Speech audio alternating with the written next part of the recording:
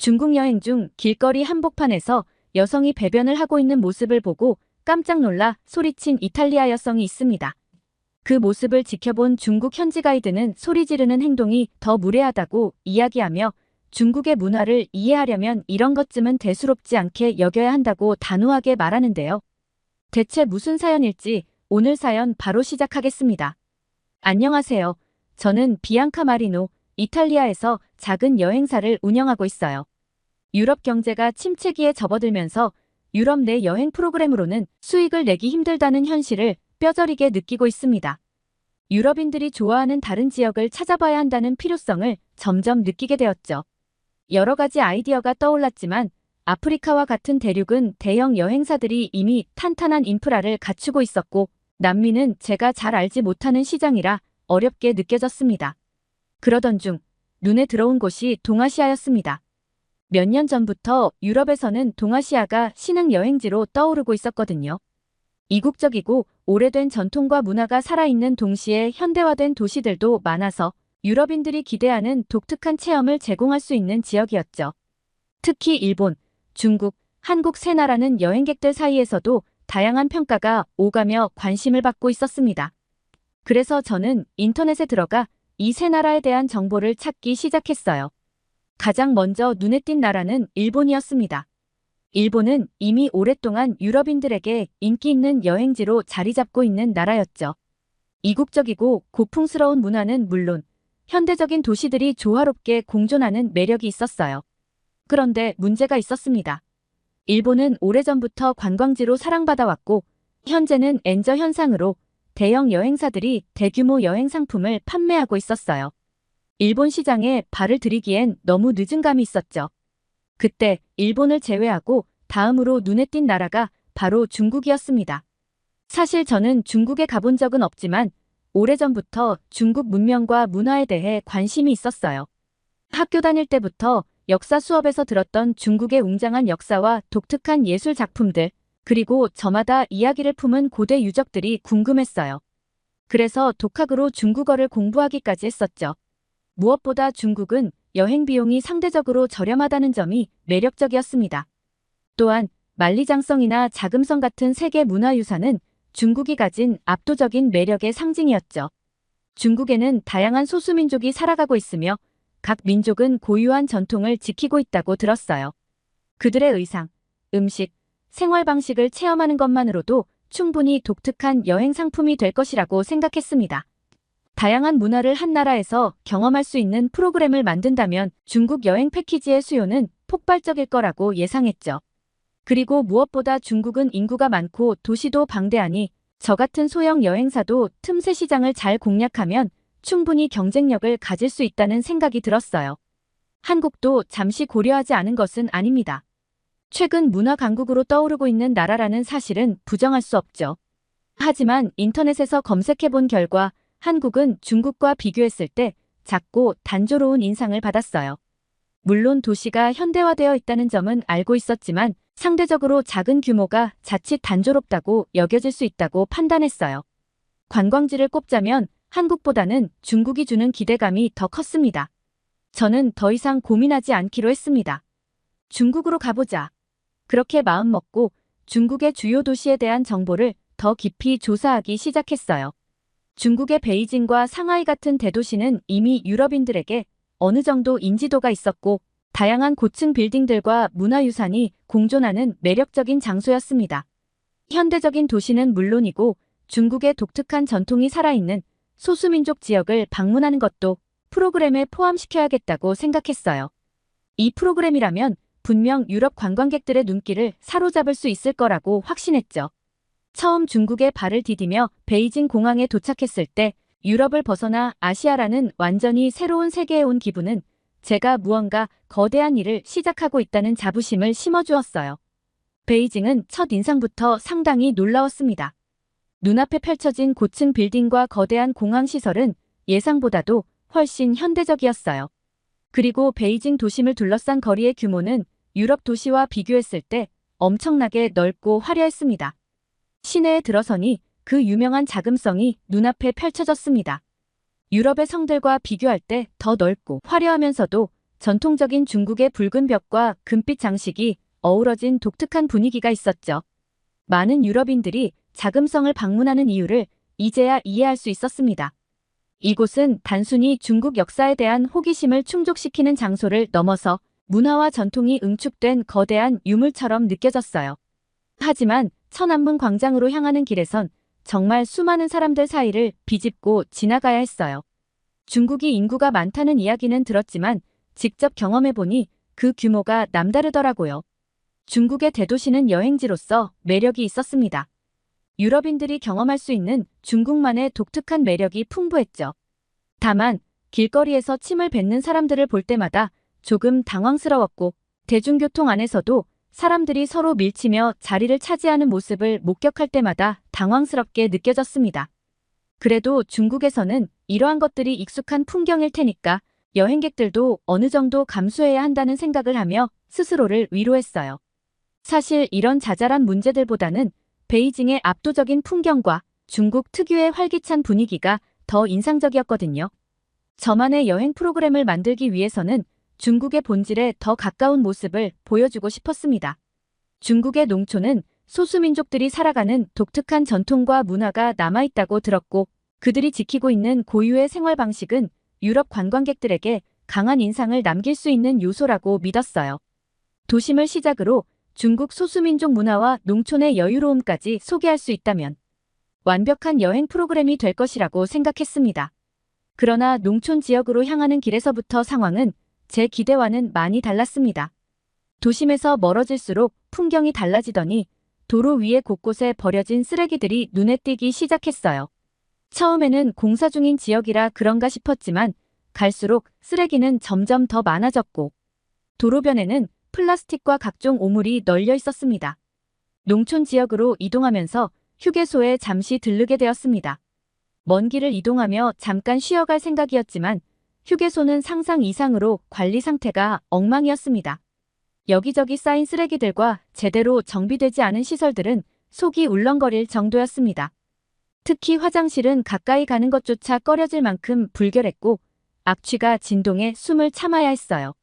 이 정도로 관리가 안 되는 시설이 있을 줄은 상상도 하지 못했습니다. 소수민족들이 거주하는 마을에 도착했지만 상상했던 고유의 매력을 보여주기보다 충격적인 장면들을 마주하게 되었습니다. 마을에 들어서자마자 코를 찌르는 찌린내가 저를 맞이했고 길바닥에는 믿을 수 없을 만큼 많은 쓰레기와 오물이 널려 있었습니다. 처음에는 이 냄새가 마을 주민들이 반려동물을 키우고 배변을 치우지 않는 것이겠지 싶었죠. 하지만 곧 그 이유가 전혀 다르다는 사실을 깨달았습니다. 멀리서 성인 남성이 길 한가운데서 자연스럽게 배변을 하고 있는 모습이 눈에 들어왔습니다. 마치 아무 일도 아닌 듯 태연하게 행동하는 그 모습에 저는 말문이 막혔습니다. 제가 충격에 빠진 채로 자리를 뜨지 못하고 서 있자 가이드가 다가와서는 중국의 일부 지역에서는 공공 화장실이 부족하기 때문에 길거리에서 배변을 하는 경우가 종종 있다고 설명해 주었습니다. 그리고 곧이어 더 놀라운 일이 벌어졌습니다. 길 한쪽에서 성인 여성이 골목길에서 배변을 하고 있었고 하필 제가 그곳을 지나던 중이었어요. 바로 앞에서 그녀와 눈이 마주친 순간 저는 깜짝 놀라 소리를 질렀습니다. 그런데 그녀는 마치 아무 일도 아니라는 듯 저를 한번 쳐다보더니 태연하게 나머지 볼일을 보고는 일어섰습니다. 어떤 뒤처리도 하지 않은 채 자연스럽게 길을 걸어가는 그녀의 모습을 보며 저는 꿈을 꾼 줄 알았습니다. 가이드는 그런 저의 모습을 보고 중국의 일부 농촌 지역에서는 어린 시절부터 길거리에서 배변을 보는 것이 자연스러운 일로 인식되고 있으며 어릴 때 입는 카이당쿠라는 바지도 아이들이 쉽게 배변할 수 있도록 만들어졌다고 설명해 주었습니다. 어릴 때부터 길에서 배변하는 습관이 성인까지 이어지다 보니 이 지역에서는 흔한 일이며 소리를 지르는 제 행동이 오히려 무례하게 느껴질 수 있다는 이야기까지 했습니다. 저는 그 말을 듣고 머리가 멍해졌습니다. 중국의 문화와 전통을 알고 싶어서 이곳까지 왔지만 이러한 환경을 그대로 유럽인들에게 소개할 수 있을까 하는 의문이 들기 시작했어요. 농촌 지역의 여유로운 삶을 체험하는 프로그램을 계획했지만 이런 위생 상태라면 여행객들이 오히려 불편함과 충격만 받을 거라는 생각이 들었습니다. 충격적인 경험을 한 후로 저는 조금 더 다양한 곳을 둘러보며 중국의 매력을 찾으려고 애썼습니다. 대도시에서 느꼈던 감동을 다시 한번 되살려보려는 마음으로 여러 지역을 방문했지만 농촌에서 마주친 문화적 장벽이 마음에 걸려 쉽게 지워지지 않았어요. 그러던 중 가이드는 중국의 문화를 이해하려면 이런 것쯤은 대수롭지 않게 여겨야 한다고 단호하게 말했습니다. 다시 도심으로 돌아왔을 때에도 고층 빌딩과 번화한 거리로 다시 돌아온 것이 안도감처럼 느껴지긴 했지만 마냥 편안하게 느껴지지 않았어요. 거리에는 많은 인파가 있었고 그중 일부는 공공장소에서 아무렇지 않게 침을 뱉거나 쓰레기를 버리는 모습을 보였습니다. 처음엔 대수롭지 않게 여겼지만 이런 행동이 반복되다 보니 점점 불쾌감이 들었습니다. 유럽에서는 공공장소에서의 예절을 매우 중요하게 여기는 반면 이곳에서는 이런 행동이 굳이 감춰야 할 것처럼 보이지 않는다는 사실이 낯설었습니다.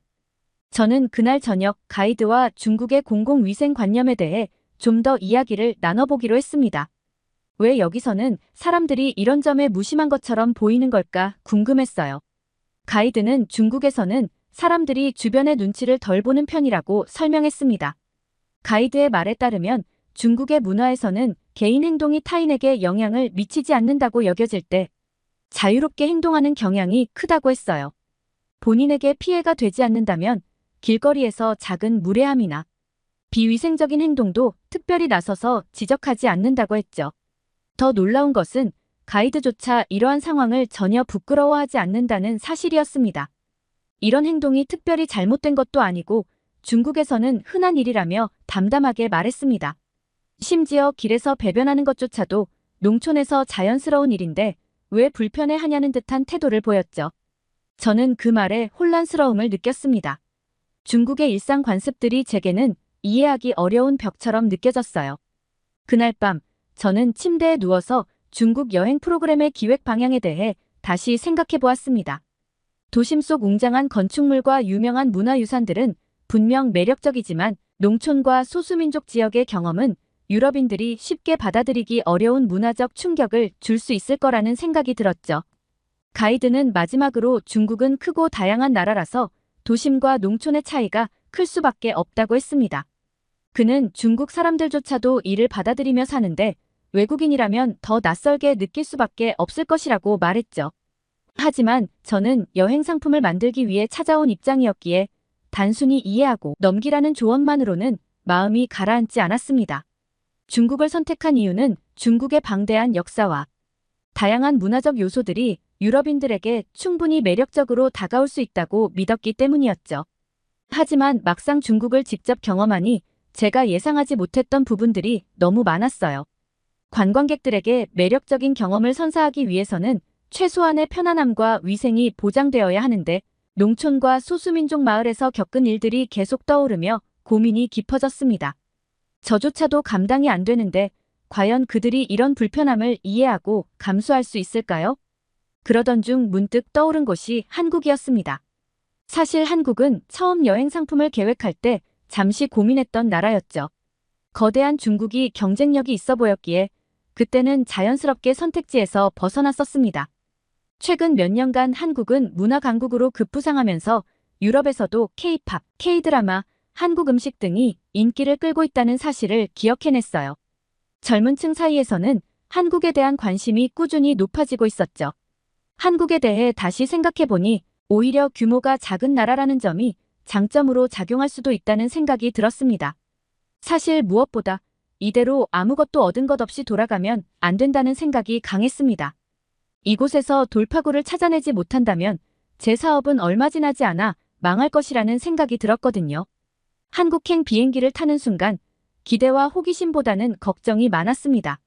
한국 문화의 인기는 알고 있었지만 한국이라는 나라에 대해서는 잘 몰랐으니까요.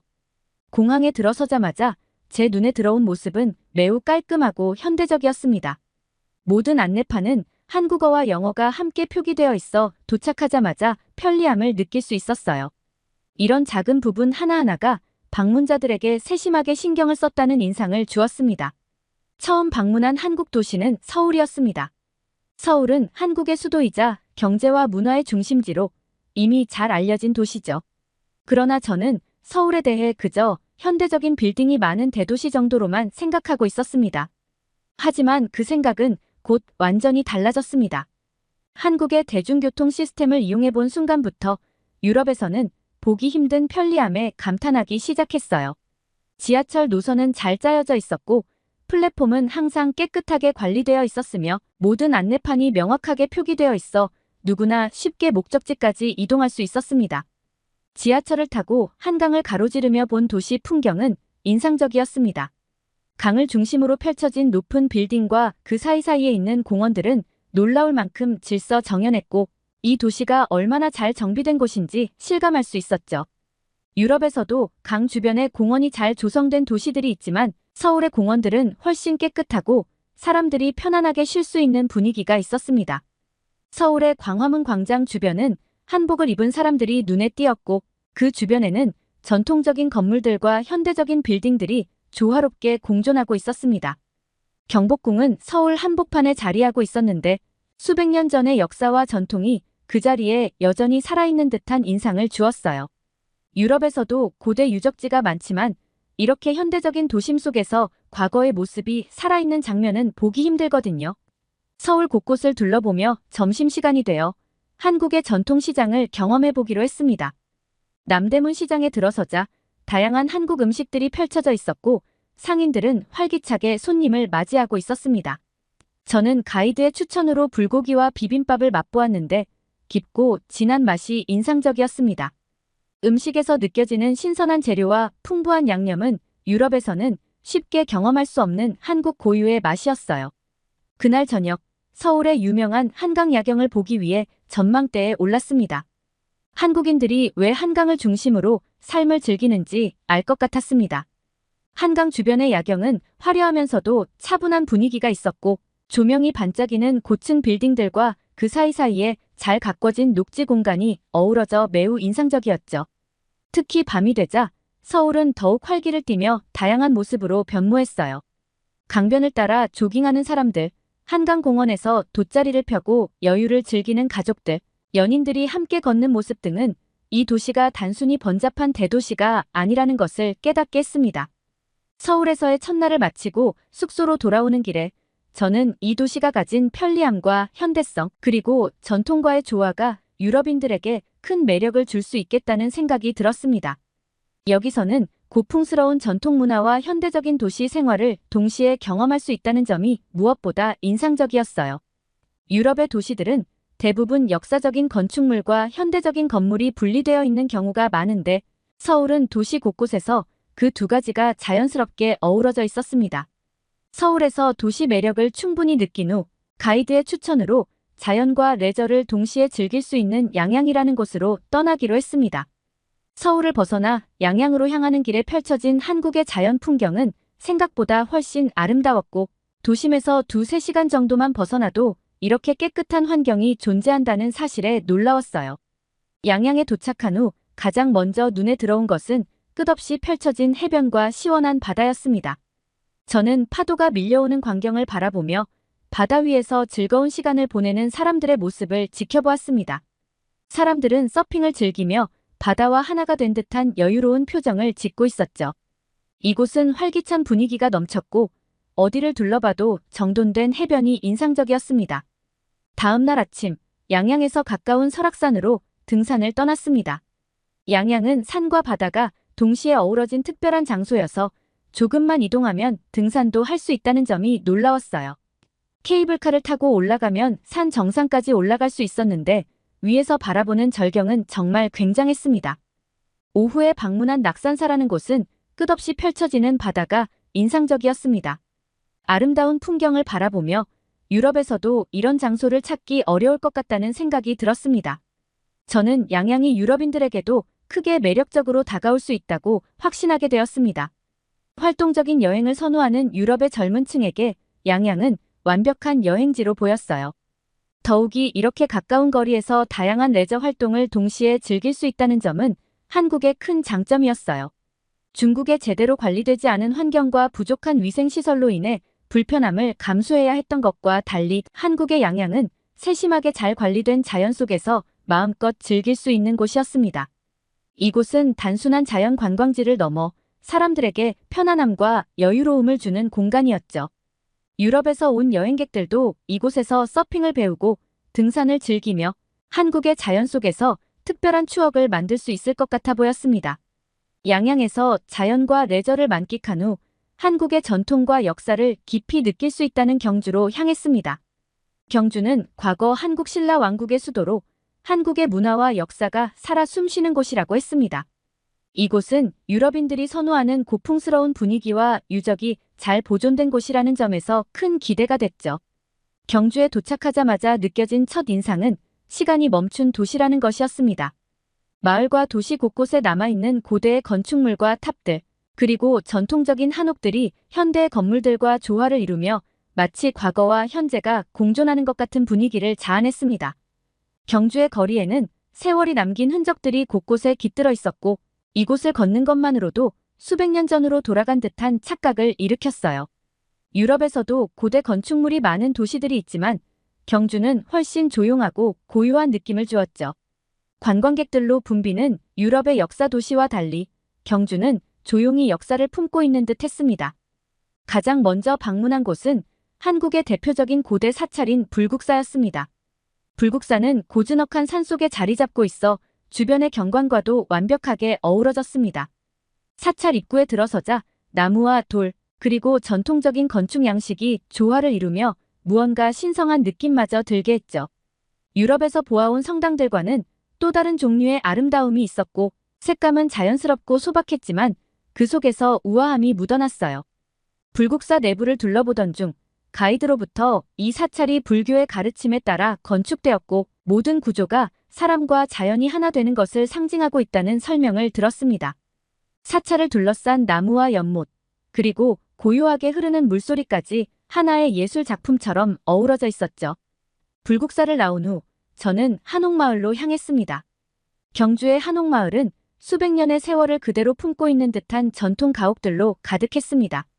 한옥의 지붕과 창문, 마루는 모두 정교하게 조각되어 있었고 그 단아한 디자인과 목재의 질감이 아름다웠습니다. 특히 한옥마을에서는 템플스테이 프로그램도 운영되고 있어 한옥에서 하룻밤을 보내며 한국 전통 생활을 체험할 수 있었습니다.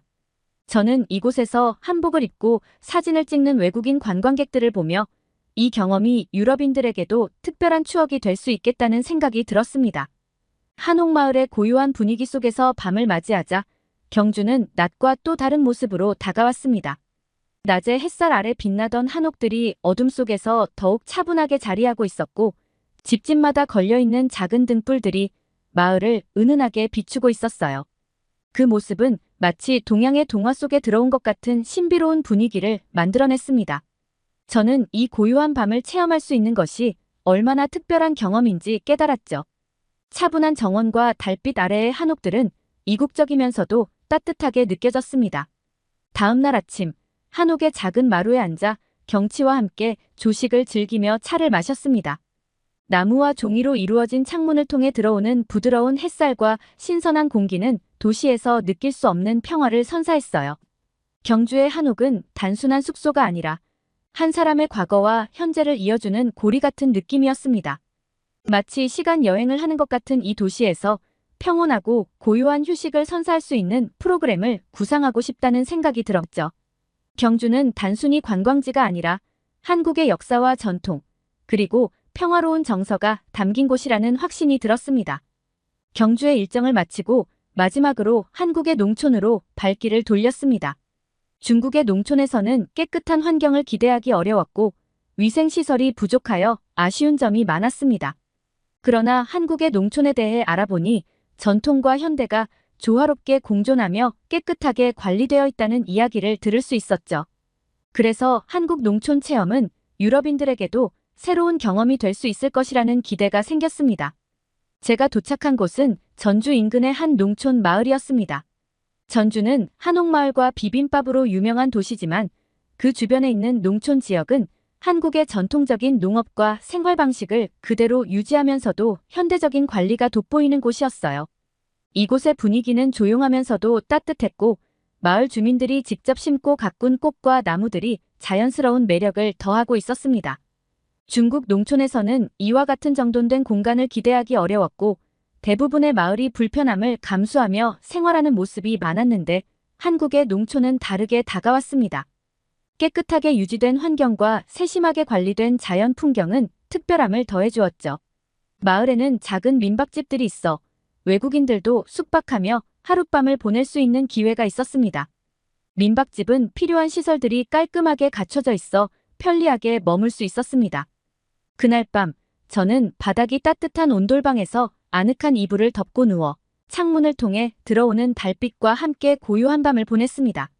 도시의 소음에서 벗어난 이곳에서의 하룻밤은 마치 시간이 멈춘 듯 편안했고 온화한 분위기에 몸과 마음이 정화되는 기분이 들었습니다. 저는 이 한국 농촌에서의 체험이 매우 특별하고 새로운 경험이 될 수 있을 거라 확신했습니다. 중국 농촌에서는 어려운 환경과 문화 차이로 불편함이 많았지만 한국의 농촌은 방문객들이 불편함 없이 다양한 체험을 즐기고 한국의 전통 생활을 느낄 수 있도록 잘 정비되어 있었습니다. 특히 한국의 농촌 마을은 청결하게 관리되어 외국인들이 위생 문제로 불편을 겪을 염려가 없다는 점에서 큰 장점이었어요. 한국에서의 마지막 여정을 마치고 돌아오는 길에 저는 이번 한국 여행에서 경험한 모든 것을 차분히 정리해 보았습니다. 한국이라는 나라는 단순히 관광지로서 매력적인 장소를 제공하는 것 이상으로 여행자에게 편안함과 만족감을 주는 세심한 배려가 곳곳에 깃들어 있다는 사실이었습니다. 처음에 저는 중국이 가진 광활한 영토와 웅장한 역사에 매료되어 그곳을 찾았지만 실제 여행 속에서 경험한 중국은 겉으로 보이는 모습과는 다른 부분이 많았습니다. 특히 위생 문제나 공공시설의 불편함은 관광객들이 이질감을 느끼기 충분했고 농촌 지역에서는 그러한 문제들이 더욱 부각되었습니다. 하지만 한국은 도심과 농촌 어디에서든 깔끔하게 관리된 시설과 철저한 위생 관리가 돋보였으며 여행자들에게 편리한 환경을 제공하려는 한국인들의 세심함을 느낄 수 있었습니다. 저는 한국이 도심과 자연, 현대와 전통이 잘 조화된 나라라는 점에서 유럽인들에게 더할 나위 없는 매력적인 여행지가 될 것이라는 결론에 도달했습니다. 서울과 같은 대도시는 중국의 베이징이나 상하이와 같은 현대적이고 웅장한 스카이라인을 갖추고 있지만 한국의 도시는 그와 동시에 전통적인 아름다움과 세련된 관리가 결합되어 있었습니다. 무엇보다 한국의 자연은 또 다른 큰 매력이었습니다. 양양의 푸른 바다와 산이 어우러진 풍경에서부터 경주의 고즈넉한 한옥마을과 전통적인 사찰까지 모든 것이 서로 조화를 이루고 있었습니다. 유럽에서도 자연이 아름다운 나라가 많지만 한국처럼 다양한 풍경을 좁은 거리에서 한 번에 경험할 수 있는 나라는 드뭅니다. 한국은 크지 않은 나라지만 그 안에 담긴 다채로운 경험들은 어디에 내놓아도 손색이 없을 만큼 흥미롭고 독특했습니다. 유럽인들이 이러한 한국의 다정한 분위기를 경험한다면 분명히 다시 한국을 찾게 될 거라는 믿음이 들었습니다. 한국을 경험해보니 단순한 여행지가 아니라 유럽인들이 동아시아에서 경험할 수 있는 최고의 여행지가 될 수 있다는 확신이 듭니다. 앞으로 제가 준비할 여행 프로그램이 많은 사람들에게도 이 아름다운 나라를 경험하게 하는 다리가 될 수 있기를 기대합니다. 두 번째 사연 시작합니다. 여기 중국의 현실에 절망하며 한국으로의 이민을 준비하고 있다는 중국 기자가 있습니다.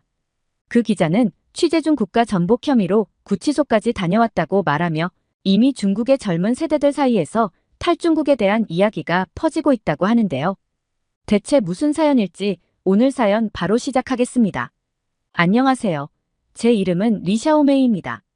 저는 중국 베이징에서 태어나고 자랐어요. 어릴 적부터 저는 호기심 많은 아이였습니다. 항상 왜?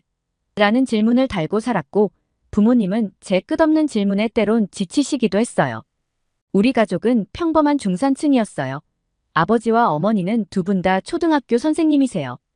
두 분 모두 교육의 중요성을 강조하셨고 저에게 많은 책을 읽히셨어요. 특히 역사책과 신문을 즐겨 읽었는데 그때부터 세상 돌아가는 일에 관심을 갖게 된 것 같아요. 중학교 때 우연히 본 다큐멘터리가 제 인생을 바꿨습니다. 전쟁 지역을 취재하는 기자들의 모습이 너무나 용감해 보였죠. 위험을 무릅쓰고 진실을 알리려는 그들의 모습에 깊은 감명을 받았어요. 그때부터 저는 기자가 되겠다는 꿈을 꾸기 시작했습니다. 고등학교 시절, 저는 교내 신문부에 들어갔어요. 학교 소식을 취재하고 기사를 쓰는 일이 정말 재미있었죠. 때로는 선생님들의 비위를 건드리는 기사를 써서 곤란해지기도 했지만 그때마다 저는 이게 바로 언론의 역할이야 라고 생각했어요. 대학에 진학해서는 당연히 신문방송학과를 선택했죠. 대학 생활은 정말 즐거웠습니다. 다양한 사회 문제에 대해 토론하고 현장 실습을 통해 실제 취재 경험도 쌓았죠. 그때는 세상이 아름답고 정의로운 곳이라고 믿었어요. 졸업 후 운 좋게도 베이징의 한 신문사에 취직할 수 있었어요. 처음에는 사회부 수습기자로 시작했죠. 크고 작은 사건 사고를 취재하면서 점점 더 기자로서의 자부심을 키워갔어요. 제가 쓴 기사가 신문에 실릴 때마다 가슴이 벅찼죠. 몇 년이 지나 저는 어느 정도 인정받는 기자가 되었습니다. 특종도 몇 번 터뜨렸고 동료들 사이에서도 능력을 인정받았죠. 그때 저는 정말 행복했어요. 제가 꿈꾸던 삶을 살고 있다고 생각했거든요. 하지만 그 행복은 오래가지 않았어요. 점점 더 큰 사건들을 맡게 되면서 저는 우리 사회의 어두운 면들을 마주하게 됐습니다. 권력자들의 비리, 기업들의 부정부패, 그리고 이를 덮으려는 힘있는 사람들의 모습. 이런 것들을 목격할 때마다 제 마음은 무거워졌어요. 그러던 어느 날 제 인생을 뒤흔든 사건이 일어났습니다. 저는 심천의 한 고급 호텔 붕괴 현장을 취재하러 갔어요. 그때만 해도 그저 평범한 취재라고만 생각했죠. 하지만 현장에 도착하자마자 제 생각이 얼마나 안일했는지 깨달았습니다. 호텔 건물이 마치 종이처럼 구겨져 있었어요. 사람들의 비명소리, 깨진 유리 조각들, 부서진 자동차들 모든 게 비현실적으로 느껴졌습니다. 카메라를 들어 주변을 촬영하려는데 한 소방관이 다가와 귓속말로 말하더군요. 이건 자연재해가 아닙니다. 부실공사예요. 그 말에 등골이 오싹해졌어요. 고급 호텔이 부실공사라니 믿기 힘들었죠. 다음 날 시안의 한 사무실 건물 붕괴 현장을 취재하러 갔습니다. 건물 내부를 살펴보니 충격적인 광경이 펼쳐졌어요. 천장은 마치 종이처럼 얇았고 벽은 손으로 만지기만 해도 부서졌습니다. 엘리베이터는 작동하지 않았고 콘크리트 내벽은 벌써부터 가루가 되어 떨어지고 있었어요. 이건 말도 안 돼. 카메라를 들어 증거를 남기려 했지만 갑자기 정부 관리들이 나타나 취재를 중단시켰어요. 국가 기밀입니다. 보도하면 안 됩니다. 그들의 말에 어이가 없었죠. 건물 붕괴가 어떻게 국가 기밀이 될 수 있나요? 며칠 뒤 신축 아파트 단지를 방문했습니다. 입주한 지 1년 만에 가격이 50%나 폭락했다는 소식을 듣고 갔죠. 현장에 도착하자 충격적인 광경이 펼쳐졌어요. 벽에는 큰 균열이 가득했고 천장에선 물이 새고 있었습니다. 한 입주민이 눈물을 흘리며 말하더군요. 우리 꿈이 산산조각 났어요. 이게 우리나라의 현실인가요? 그 말에 가슴이 아팠습니다. 이 사람들은 평생 모은 돈으로 집을 샀는데 그 집이 1년 만에 무너지고 있었어요. 취재를 마치고 사무실로 돌아와 기사를 쓰려는데 상사가 불렀어요. 이 기사는 보류하세요. 위에서 내려온 지시입니다. 순간 화가 치밀었지만 참았습니다. 하지만 마음 한구석에서 무언가가 깨지는 소리가 들리는 것 같았어요. 더 충격적인 건 이런 일이 전국적으로 벌어지고 있다는 거예요. 심지어 집이 통째로 무너지는 사례까지 속출하고 있었습니다. 홍수로 인해 하자가 많은 집들이 전국적으로 드러나고 있었어요. 취재 중 한 남성의 이야기를 들었어요. 그는 아파트를 구매한 지 4년이 지났지만 여전히 완공되지 않았대요. 기다리다 지쳐 직접 방문해봤대요. 풍선 장식이 입주민들을 환영한다고 하더니 정작 집을 보러 올라가던 중 엘리베이터에 갇혀버렸대요. 이런 일들을 겪으면서 저는 점점 더 의문이 들기 시작했어요. 왜 이런 일들이 계속해서 일어나는 걸까? 왜 정부는 이를 막지 않는 걸까? 그리고 왜 우리 언론은 이런 진실을 보도하지 않는 걸까? 어느 날 저는 한 건설 현장을 몰래 지켜보기로 했어요. 쌍안경으로 관찰한 모습은 충격 그 자체였습니다. 한 인부가 아파트 외벽에 무언가를 심어넣고 있었어요. 자세히 보니 그 정체는 스티로폼이었어요. 자재 비용을 아끼기 위해 외벽을 스티로폼으로 구성하고 있었던 거죠. 또 다른 인부는 시멘트 외벽 작업을 하고 있었어요. 그런데 이상했어요. 벽 안에는 철근이 없고 텅텅 비어 있었어요. 게다가 인부는 표면에만 시멘트를 바르고 있었죠. 또 다른 인부가 공사용 철근을 하나 가져왔어요. 그런데 그가 한 행동은 믿기 힘들 정도였어요. 그는 그 철근을 발로 부숴버렸어요. 이런 광경을 목격하면서 저는 점점 더 큰 공포감을 느꼈어요. 이런 집들이 전국 곳곳에 지어지고 있다는 사실이 너무나 두려웠죠. 사람들의 안전과 꿈이 이렇게 허술한 건물 속에 갇혀 있다는 게 너무나 안타까웠어요. 청두의 한 신축 아파트에서는 입주하자마자 외벽이 부서졌대요. 입주민은 체념한 듯 이 장면을 바라보고 있었죠. 그 모습을 보면서 제 마음도 무너져 내렸어요. 또 다른 주거형 주택 건설 현장에서는 더 충격적인 광경을 목격했어요. 계단의 틀을 떼어내자 얇은 콘크리트 단면만이 존재하고 있었죠. 공사 중인 내벽을 발로 차보니 콘크리트 가루가 실시간으로 떨어졌어요. 콘크리트로 채워져야 할 기둥은 텅텅 비어 있었고요. 이런 현실을 목격하면서 저는 점점 더 깊은 좌절감에 빠져들었어요. 제가 알고 있던 중국, 제가 사랑하던 조국의 모습이 아니었거든요. 하지만 동시에 이런 진실을 세상에 알려야 한다는 사명감도 커져갔습니다. 부실 공사의 실태를 목격한 후 저는 더 깊이 파고들기로 결심했어요. 재난 현장을 돌아다니며 피해자들을 만나기 시작했습니다. 그들의 이야기는 충격적이었어요. 정부 발표와는 너무나도 다른 현실이 그들 앞에 펼쳐져 있었거든요. 첫 번째로 만난 피해자는 60대 노부부였습니다. 그들은 30년 동안 모은 돈으로 산 아파트가 무너져 내렸대요. 우리의 노후가 무너져 내렸어요. 할머니의 말씀에 가슴이 아팠어요. 정부에서는 충분한 보상을 해준다고 했지만 실제로는 턱없이 부족한 금액이었죠. 다음으로 만난 건 젊은 부부였어요. 그들은 갓 태어난 아기와 함께 새 아파트에 입주했다가 며칠 만에 대피소로 옮겨야 했대요.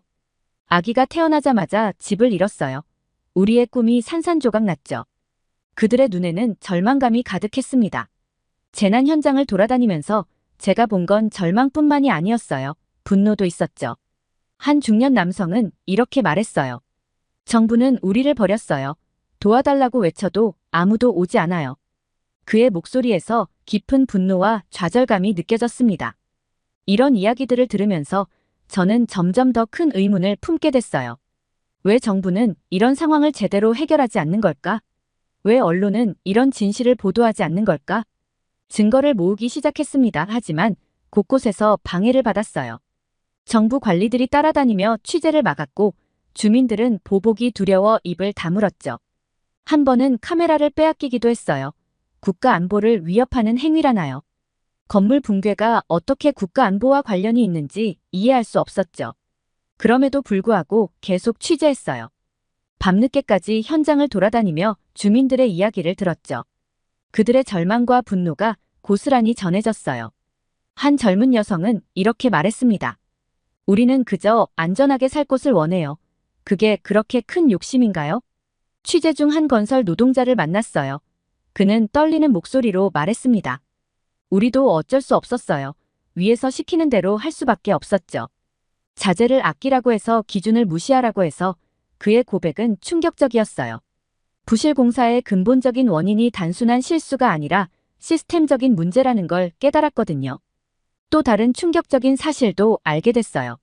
일부 지역에서는 재난 피해자들이 보상을 요구하다 오히려 체포되는 일도 있었대요. 우리는 피해자인데 왜 범죄자 취급을 받아야 하나요? 한 피해자의 절규가 아직도 귓가에 맴돕니다. 이런 현실을 마주하면서 저는 점점 더 큰 책임감을 느꼈어요. 이 이야기들을 세상에 알려야 한다고 생각했죠. 하지만 그 과정은 결코 쉽지 않았어요. 한 번은 재난 현장에서 취재하다가 경찰에 연행되기도 했어요. 6시간 동안 신문을 받았죠. 왜 이런 민감한 문제를 취재하느냐고 추궁했어요.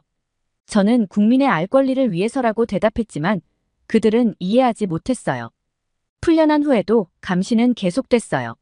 제 전화가 도청되고 있다는 느낌이 들었고 누군가 저를 미행하는 것 같았죠. 두려웠어요. 피해자들의 이야기를 들으면 들을수록 제 마음속에는 분노와 슬픔이 교차했어요. 한 노인은 이렇게 말씀하셨죠. 나라를 위해 평생을 바쳤는데 이제 와서 집 한 채 제대로 가질 수 없다니. 그 말씀에 눈물이 났어요. 재난 현장을 돌아다니다 보니 점점 더 큰 그림이 보이기 시작했어요. 이건 단순한 부실 공사 문제가 아니었어요. 우리 사회의 구조적인 문제였죠. 부패, 무책임, 인권 무시, 이 모든 것들이 얽혀 있었어요. 어느 날 한 고위 관리를 만날 기회가 있었어요. 그에게 이런 상황에 대해 물었죠. 그의 대답은 충격적이었어요. 개인의 희생은 국가 발전을 위해 불가피한 것이라고 하더라고요.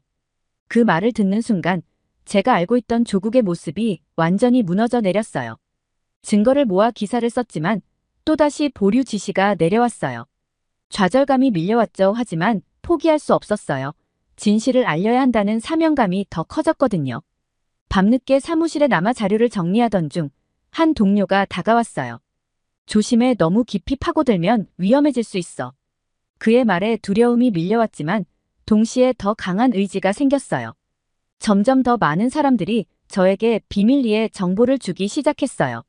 공무원, 건설업체 직원, 심지어 정부 관리들까지 그들도 이 상황을 바꾸고 싶어 했죠. 하지만 모두가 두려워했어요. 보복이 두려웠던 거죠. 한 피해자는 이렇게 말했어요. 당신이 우리의 마지막 희망이에요. 제발 이 이야기를 세상에 알려주세요. 그 말을 듣는 순간 제 어깨가 무거워졌어요. 동시에 더 큰 책임감을 느꼈죠. 취재를 계속하면서 저는 점점 더 큰 위험에 노출되고 있다는 걸 느꼈어요. 협박 전화도 받았고 집 앞에서 수상한 사람들을 발견하기도 했죠. 가족들은 걱정했어요. 그만두는 게 어때? 어머니가 눈물로 호소하셨죠. 하지만 저는 멈출 수 없었어요. 어느 날 밤 익명의 제보를 받았어요. 당신이 찾는 모든 증거가 여기 있어요. 주소가 적힌 쪽지를 받았죠. 가슴이 뛰었어요. 드디어 모든 것을 밝힐 수 있을 거란 희망이 생겼거든요. 하지만 그 희망은 오래가지 못했어요. 약속 장소에 도착했을 때 저를 기다리고 있던 건 증거가 아니라 경찰이었거든요. 그들은 저를 체포했어요. 국가 전복 혐의라나요. 그 순간 저는 깨달았어요. 제가 걸어온 이 길이 얼마나 위험한 것이었는지를. 구치소에서 보낸 일주일은 제 인생에서 가장 긴 시간이었어요. 신문을 받으면서 저는 계속 생각했죠. 내가 과연 옳은 일을 하고 있는 걸까? 하지만 동시에 더 강한 확신이 들었어요. 이건 반드시 세상에 알려져야 해. 결국 저는 풀려났어요. 증거 불충분이었대요. 구치소에서 풀려난 후 저는 더욱 강한 의지로 진실을 추구하기로 마음먹었어요. 하지만 현실은 제 의지만큼 순탄하지 않았습니다. 제가 마주한 건 철저히 통제되고 조작된 언론 현장이었거든요. 어느 날 아침, 저는 TV를 보며 아침 식사를 하고 있었어요. 뉴스에서는 제가 취재했던 재난 현장에 대해 보도하고 있었죠. 하지만 그 내용은 제가 본 현실과는 너무나 달랐어요. 신속한 구조와 완벽한 대응으로 피해를 최소화했다라는 앵커의 말에 저도 모르게 숟가락을 떨어뜨렸습니다. 사무실에 도착하자 편집장이 저를 불렀어요. 샤오메이, 오늘부터 내가 재난 관련 기사를 맡아줬으면 해. 순간 가슴이 뛰었죠. 드디어 진실을 알릴 기회가 왔다고 생각했거든요. 하지만 편집장의 다음 말에 그 희망은 순식간에 무너져 내렸어요. 정부에서 내려온 지침이야. 꼭 이 내용대로 작성해줘. 제 손에 쥐어진 종이에는 피해 규모 축소, 정부의 신속한 대응 강조, 주민들의 만족도, 부각 등의 지침이 적혀 있었어요. 그 순간 느낀 배신감과 분노는 말로 표현할 수 없을 정도였습니다. 하지만 편집장님, 이건 사실이 아니에요. 제가 직접 본 현장은 제 말을 자르며 편집장이 말했어요. 샤오메이, 넌 아직 젊어. 세상이 어떻게 돌아가는지 모르는 거야. 이렇게 하는 게 모두를 위한 거라고. 그날 이후 매일매일이 고통이었어요. 진실을 알고 있으면서도 거짓을 써야 하는 괴로움은 상상 이상이었습니다. 밤에는 악몽에 시달렸고 낮에는 양심의 가책으로 힘들었죠. 동료 기자들의 모습도 절망적이었어요. 대부분은 이미 체념한 듯 보였죠. 어차피 바뀌지 않아. 그냥 시키는 대로 하는 게 편해. 이런 말들을 들을 때마다 가슴이 아팠습니다. 어느 날 용기를 내어 동료들에게 제안했어요. 우리가 함께 진실을 알리면 어떨까요? 하지만 돌아온 건 차가운 시선뿐이었죠. 한 선배는 이렇게 말했어요. 꿈 깨라. 샤오메이, 내가 그러다 잡혀가면 우리까지 다칠 거야. 점점 더 고립감을 느꼈어요. 진실을 알리고 싶은 마음은 간절한데 혼자서는 아무것도 할 수 없었거든요. 그러던 중 우연히 한 선배 기자를 만났어요. 그는 은퇴를 앞두고 있었죠. 샤오메이, 난 내 열정이 부럽다. 그가 말했어요. 하지만 조심해. 이 바닥에서 너무 깊이 들어가면 돌아올 수 없어. 그의 눈에는 후회와 체념이 가득했어요. 그 모습을 보며 저는 결심했죠. 나는 절대 저렇게 되지 않을 거야. 어느 날 대규모 시위 현장을 취재하게 됐어요. 수천 명의 사람들이 거리로 나와 정부의 부패와 언론 통제를 규탄하고 있었죠. 그 광경은 정말 압도적이었어요. 하지만 제가 쓴 기사는 소수의 불순분자들이 일으킨 소동으로 둔갑했습니다. 제 이름으로 나간 그 기사를 보며 저는 처음으로 기자직을 그만둘까 진지하게 고민했어요. 그러던 중 한 가지 아이디어가 떠올랐어요. 온라인 익명 플랫폼을 이용해 진실을 알리기로 한 거죠. 밤마다 몰래 진실한 기사를 써서 올렸어요. 처음에는 반응이 미미했지만 점점 더 많은 사람들이 관심을 가지기 시작했죠. 하지만 이 활동도 오래가지 못했어요. 어느 날 갑자기 제 계정이 차단되었고 글들은 모두 삭제되었죠. 더 무서운 건 다음 날 아침 편집장의 부름을 받은 거예요. 샤오메이, 내가 이런 짓을 하고 있었다니 정말 실망이다. 그 순간 저는 깨달았어요.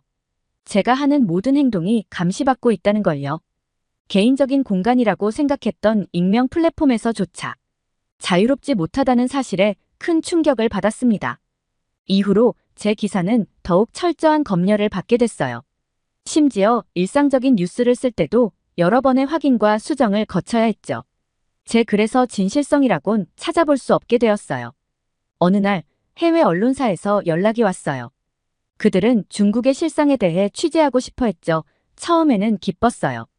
드디어 진실을 알릴 기회가 왔다고 생각했거든요. 하지만 곧 현실을 깨달았어요. 그들과 접촉하는 것만으로도 저는 매국노로 낙인 찍힐 수 있었죠. 고민 끝에 저는 그들의 제안을 거절했어요. 하지만 그 후로 더 큰 공허함을 느꼈습니다. 제가 할 수 있는 일이 정말 아무것도 없다는 생각에 깊은 좌절감이 밀려왔어요. 매일 아침 거울을 보며 자문했어요. 나는 정말 기자인가? 아니면 그저 거짓말을 퍼뜨리는 도구일 뿐인가? 이 질문에 대한 답을 찾지 못할 때마다 제 마음은 찢어지는 것 같았습니다. 언론의 현실에 절망하며 나날을 보내던 어느 날, 저는 전혀 생각지도 못했던 기회를 얻었어요. 한국의 언론사와 교류 프로그램에 참여하게 된 거죠. 처음에는 그저 잠시 숨을 돌릴 수 있는 기회라고만 생각했어요. 하지만 이 경험은 제 인생을 완전히 바꿔놓았습니다. 한국에 도착하자마자 저는 문화 충격을 받았어요. 거리는 깨끗했고 사람들은 자유롭게 의견을 표현하고 있었죠. 특히 놀라웠던 건 언론의 모습이었어요.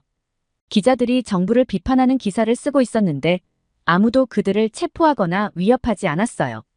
프로그램의 일환으로 한국의 여러 도시를 방문했어요. 서울의 현대적인 모습에 감탄했고 부산의 아름다운 해변에 매료됐죠. 하지만 가장 인상 깊었던 건 작은 시골 마을이었어요. 그곳에서 만난 할머니의 말씀이 아직도 귓가에 맴돕니다. 우리나라가 이만큼 발전한 건 다 민주주의 덕분이야.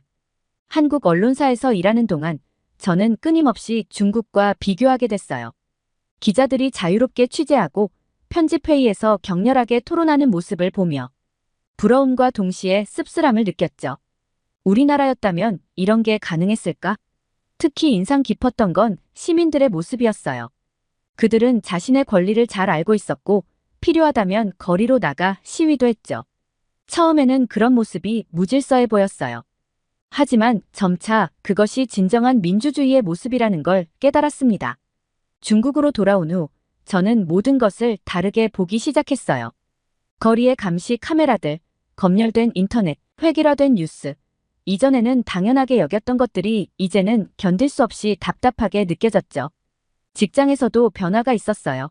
예전처럼 순순히 지시를 따르지 않았죠. 한 번은 편집장과 크게 다퉜어요. 우리도 언젠가는 한국처럼 될 수 있지 않을까요? 제 질문에 편집장은 차갑게 대답했어요. 꿈 깨라. 샤오메이, 우리는 다른 나라야. 그 말을 듣는 순간 제 마음속에서 무언가가 확 깨닫는 소리가 들리는 것 같았어요. 맞아요. 우리는 다른 나라예요. 하지만 그게 우리가 변할 수 없다는 뜻은 아니잖아요. 그 후로 저는 한국에 대한 정보를 찾아보기 시작했어요. 놀랍게도 많은 중국인들이 이미 한국의 실상을 알고 있더라고요. 드라마나 케이팝을 통해 한국 문화를 접한 젊은이들, 한국 여행을 다녀온 사람들. 그들의 이야기를 들으며 저는 혼자가 아니라는 걸 느꼈어요. 어느 날 지하철에서 우연히 한 젊은이의 대화를 엿듣게 됐어요. 나중에 기회가 되면 한국으로 유학 가고 싶어 그 말을 들으며 저는 쓴웃음을 지었어요. 예전에 저였다면 애국심이 부족하다고 생각했겠지만 이제는 그의 마음이 이해가 됐거든요. 점점 더 많은 사람들이 한국으로 떠나는 걸 보게 됐어요. 유학, 취업, 심지어는 영구 이주까지. 저는 점점 더 깊은 고민에 빠져들었어요. 매일 아침 눈을 뜨면 오늘도 이곳에서 살아갈 수 있을까? 라는 생각이 가장 먼저 들었죠. 그리고 점점 더 한국으로의 이민을 심각하게 고려하기 시작했습니다. 처음에는 그저 막연한 생각이었어요. 만약 한국에서 산다면 어떨까? 하는 정도였죠. 하지만 시간이 지날수록 그 생각은 더욱 구체화되었어요. 인터넷에서 한국의 이민 정책을 찾아보고 한국에서 일하는 중국인들의 경험담을 읽어보기 시작했죠. 놀랍게도 저만 그런 생각을 하고 있는 게 아니더라고요. 주변을 둘러보니 많은 사람들, 특히 젊은 세대들 사이에서 탈중국에 대한 이야기가 조용히 퍼지고 있었어요. 한 동료 기자가 은밀히 저에게 말했어요. 나도 한국 유학을 준비하고 있어. 여기선 미래가 보이지 않아. 그의 말에 깊이 공감했지만 한편으로는 슬픔도 느꼈어요. 이게 정말 현실인가 싶었죠.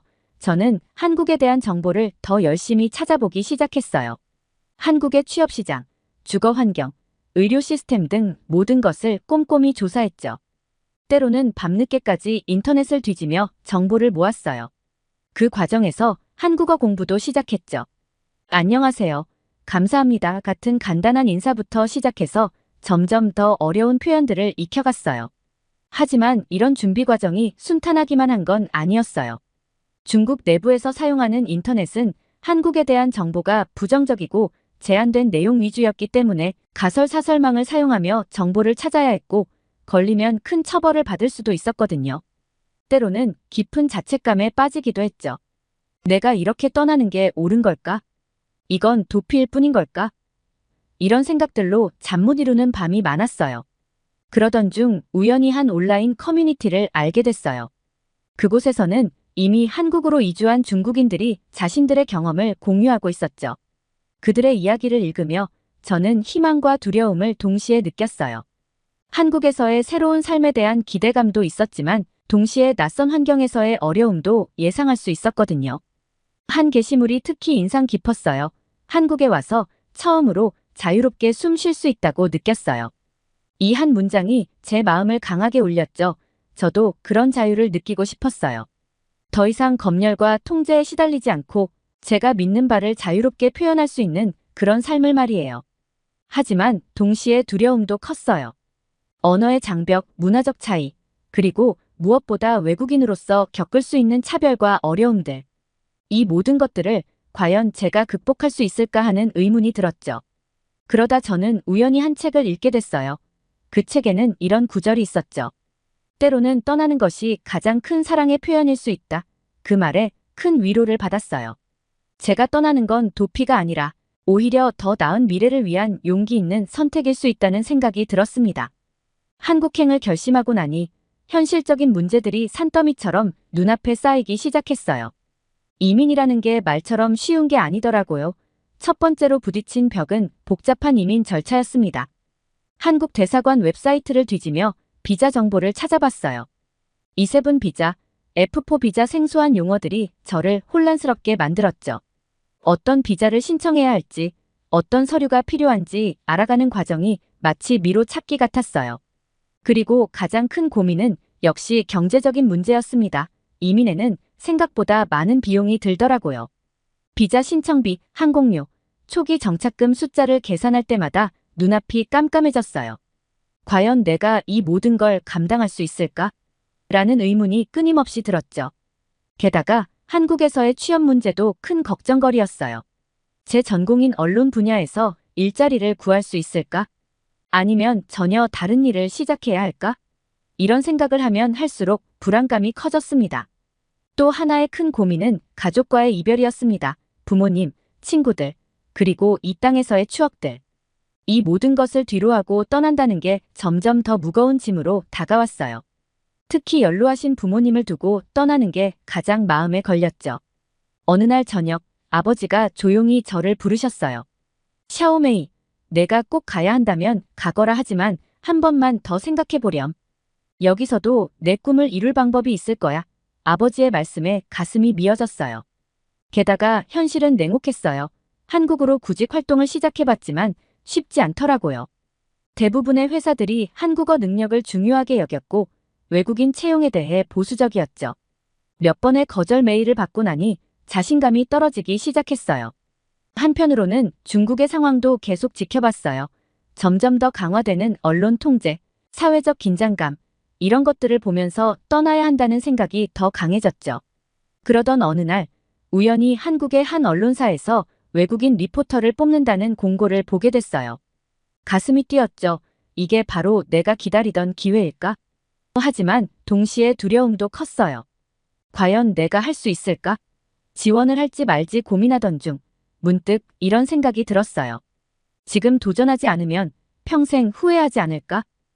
그 순간 저는 결심했어요. 어떤 결과가 나오든 최선을 다해 도전해보기로요. 이력서를 쓰면서 제 인생을 되돌아보게 됐어요. 중국에서의 경험, 제가 겪은 언론의 현실, 그리고 제가 꿈꾸는 미래, 이 모든 것을 담아내려고 노력했죠. 한국 언론사에 지원서를 제출하고 나서 저는 마치 롤러코스터를 타는 것 같은 감정의 소용돌이에 휘말렸어요. 기대와 불안, 희망과 두려움이 교차하는 나날들이었죠. 매일 아침 이메일을 확인하는 것이 일과가 되었고 전화벨 소리에 가슴이 뛰기 시작했어요. 그러던 어느 날 드디어 그 전화가 왔어요. 한국 언론사에서 온 전화였죠. 리샤오메이 씨, 귀하를 1차 면접에 초대하고 싶습니다. 그 말을 듣는 순간 온몸에 전율이 흘렀어요. 기쁨과 동시에 엄청난 부담감이 밀려왔죠. 면접 준비를 시작하면서 저는 다시 한번 제 선택에 대해 깊이 생각하게 됐어요. 정말 이 길이 맞는 걸까? 중국에서의 모든 것을 뒤로하고 새로운 나라에서 시작한다는 게 정말 가능한 일일까?